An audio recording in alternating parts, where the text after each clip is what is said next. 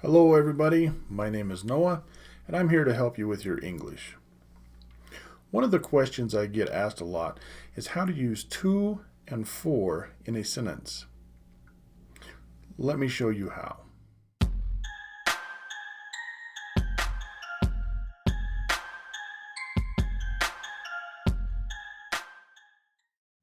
So when should you use to or for?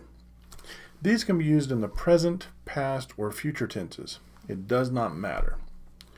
You should use to when there is some kind of transfer happening or something is being moved from one place to another. To expresses transfer or direction. Here are a few examples. We went from the restaurant to the party. Talk to your teacher about the homework. I go to the office every morning at 9 a.m. He sold his car to me. I am going to Brazil next year. When should you use for? Use for when something is being done to benefit something or someone else. Just remember that for is used in situations that are good for someone. Here are some examples. I bought this gift for you. He runs for his health. Now we also use for when you are trying to express the purpose or the reason that something is happening. Buckle up for safety. This is for your own good. But wait a minute. What about situations that can use both to and for, and they make grammatical sense either way? Let's take a look at some examples and get this sorted out for you.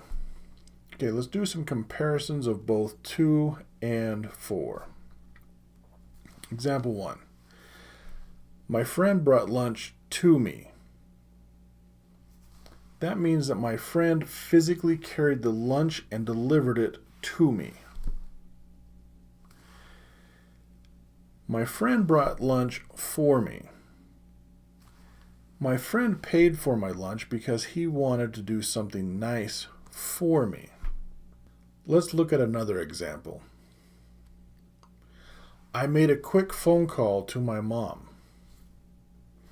That means I called with the intention of actually speaking with my mom. Versus, I made a quick phone call for my mom. This means that my mom wasn't able to make the call, so I made the call for her. So now you should know the basics about how to use to and for in your everyday conversations. If you have any questions, please comment below or contact me directly through my website at teflnoah.com. Until then, keep in touch.